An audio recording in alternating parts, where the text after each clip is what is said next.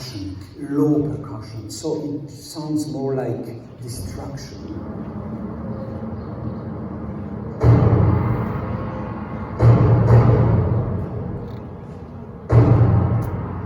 With these big bang crashes.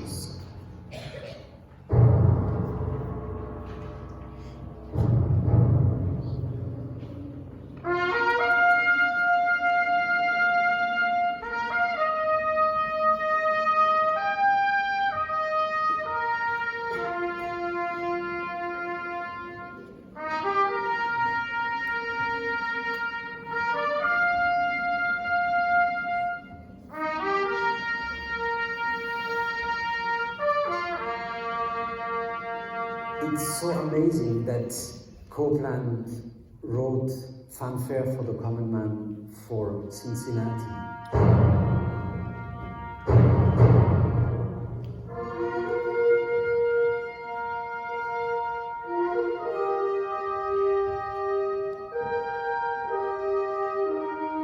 It was originally written as a fanfare to get us through the Second World War.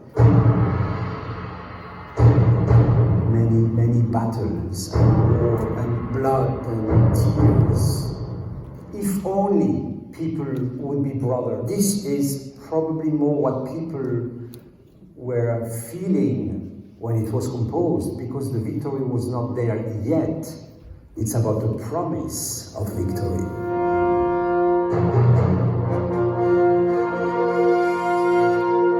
That this is a fanfare for the common man. You know, just the title sets it apart. It's for the grocery clerk and the school teacher, the factory worker. It's for everyone. And then after the trumpet line, the French horn, and then the trombones, each one kind of adding their own voice. And then finally, when they all come together, you start to get the full harmonic spectrum. You know, when we talk about the Cincinnati sound, maybe the fanfare helps define our sound.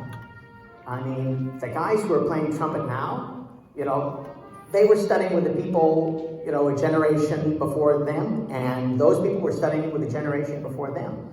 So there's been a tradition that's been passed down in our orchestra from one generation of musicians to the next about how the piece is done. Whenever I guest conduct other orchestras across the continent, around the world, I always like to be able to say, this is how we do it in Cincinnati.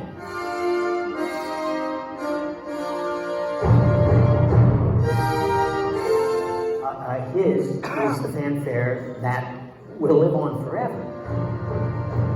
This music elevates us, speaks to the best of ourselves. The reason it is a masterpiece is that through the generation it still speaks to our sensitivity and our sensibility. We need this fanfare for the common man today.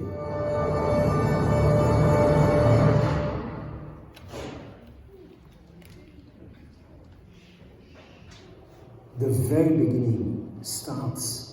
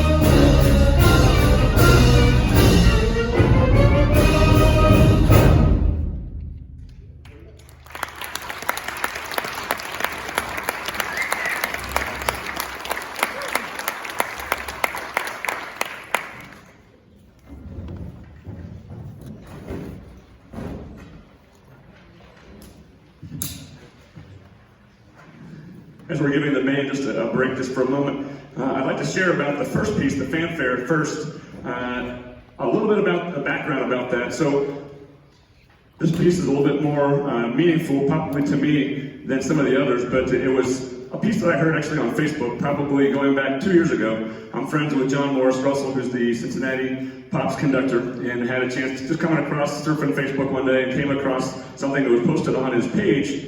It was a conversation about the fanfare that was written for the city of Cincinnati. And I was just moved by that video. I remember it just kind of stuck in my mind and just kept replaying that and kind of forgot about it. And then as we started looking at programming the music for this upcoming concert, I decided I wanted to do the fanfare for the common man, and I went back to try to find that video, and I thought it'd be a cool moment to be able to share with you guys here at the performance tonight.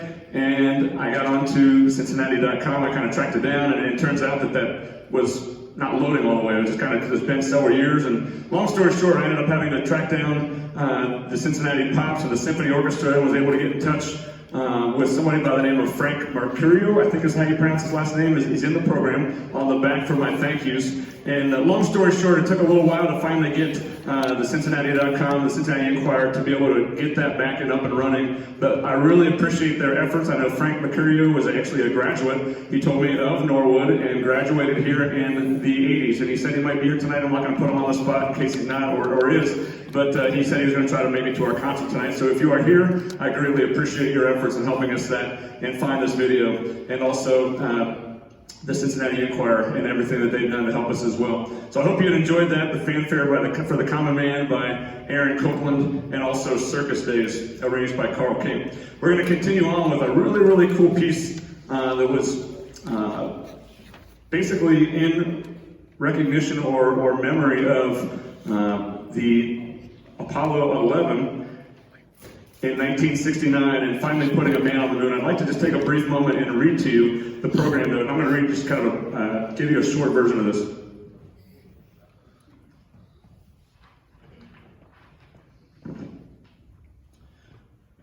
Perhaps no challenge has been greater in American history than the triumph of Apollo 11. A dream sparked from a decree by President John F. Kennedy from a speech at Rice University in Houston, Texas on September 12, 1962, that would become reality on July 16, 1969. At that historic speech, JFK declared, "We choose to go to the moon." Almost 7 years later, Commander Neil Armstrong would say the words, "That's one small step for man, one giant leap for mankind," as he made the first steps of any human on the surface of the moon. This piece is a tribute to the achievement.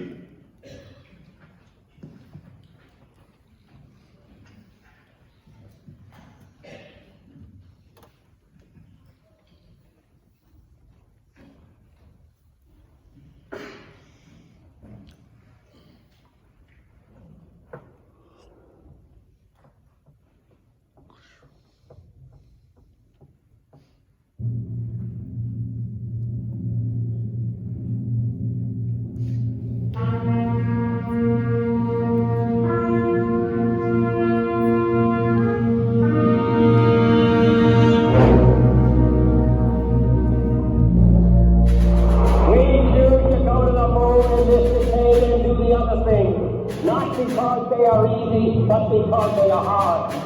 Because that goal will serve to organize a negative effect of our enemy's skill. Because that challenge is one that we're willing to accept, one we are willing to postpone, and one we intend to win. 15 seconds, guidance is internal. 12, 11, 10, 9, 8, 7, 6, 5, 4,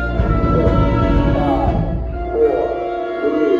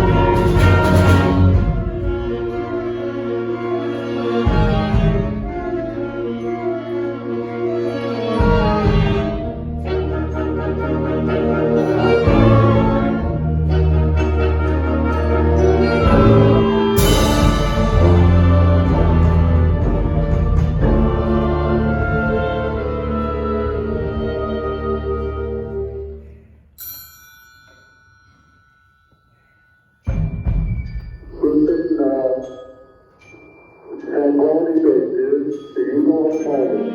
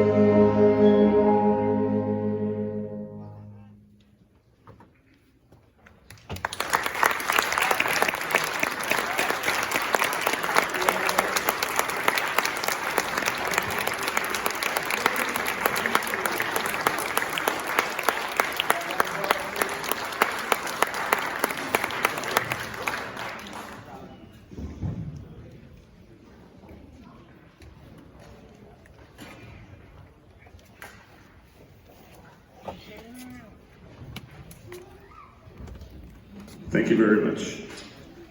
As we are preparing for our last piece to perform for you tonight, I'd like to take just a brief moment, and we've been very busy in the Norwood Band Department from the beginning of this year, 2020.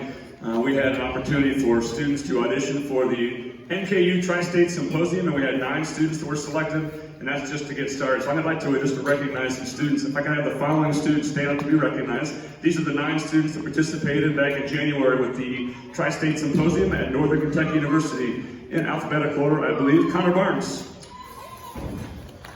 Zachary Cardenas, Caroline Kelly, Taylor Coomer, Henry Manningley, Austin Moore, James Redding, Rio Postmo, and last but not least, Lucy Spitzig.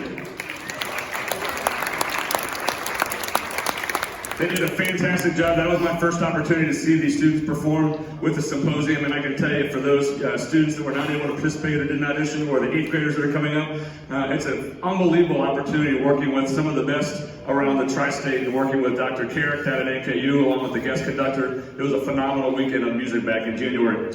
We also had a really, really special treat. One of our star students, Mandy Leach, who is going to be majoring in music next year.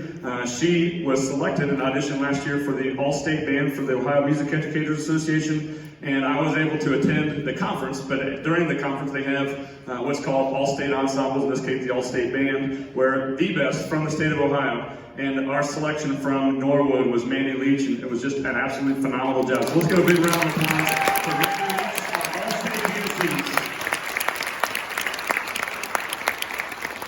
Great job. And finally, we had some students that participated in solo ensemble as well back in February, and I'd like those students to be recognized as well. From the flute section, Caroline Kelly. Also from the flute section, James Redding. And from the saxophone, we have, sorry, I almost said Tyler Moore. Austin Moore, thank you.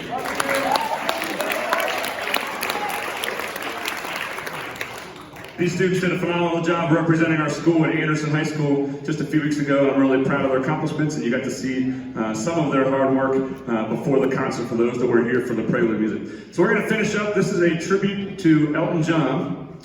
And for those that are Elton John fans, you know that this is kind of his farewell tour that he's on right now. And you're going to hear a medley from Crocodile Rock, Goodbye, Yellow Brick Road, Candle in the Wind, and Saturday Night's All Right. We hope you enjoy our finale. This is Pop Rock Legends, Elton John.